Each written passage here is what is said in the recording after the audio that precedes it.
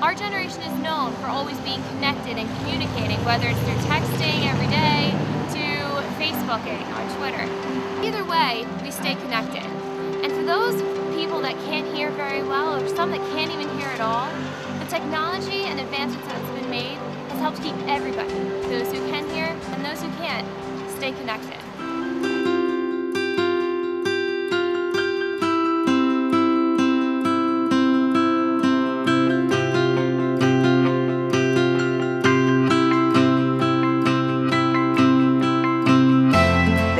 Wall that has been broken down, because it's not a big deal to just pick up the phone and, you know, shoot someone a message, or take someone else's phone and put your number in it and then be able to just start having a conversation.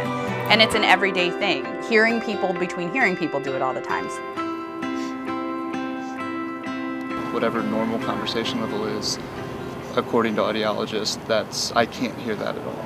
Social situations like parties, going out to bars, those kind of things I really didn't like to do, because whenever I was in those situations I couldn't follow conversations very well. Aside from her schooling, there's one thing that makes Judy quite the expert on hearing.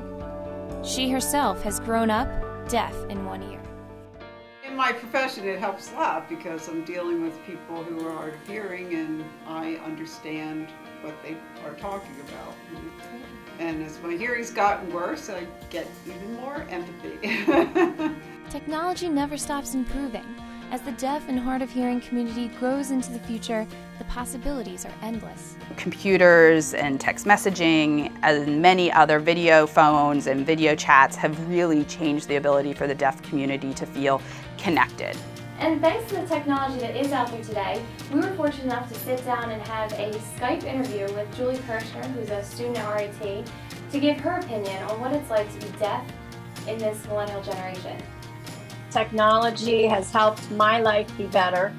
I have made many friends, and it's made me very independent. Without my hearing aids, it is difficult to function unless it's a face-to-face, yard-away conversation. So I don't really know how I would have dealt without the hearing aids that I have now. I would be very, very isolated. I wouldn't be able to have many friends. Yeah.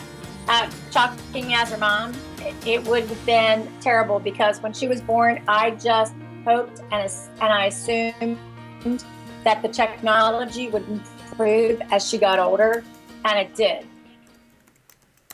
I find it interesting that, do you understand now how difficult it is to communicate with somebody who has to type all the time?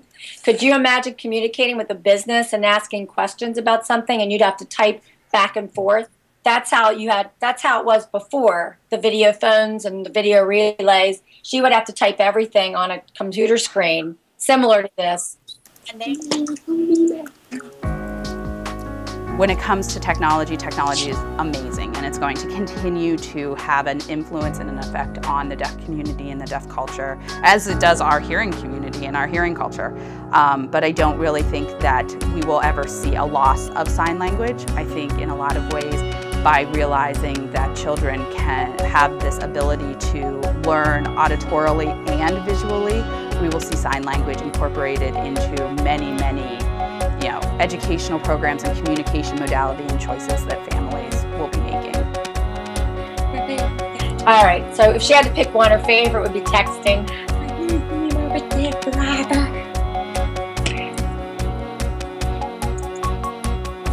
Oh, okay. She said she hates email because that just takes forever. I'm Julie, and I'm a millennial.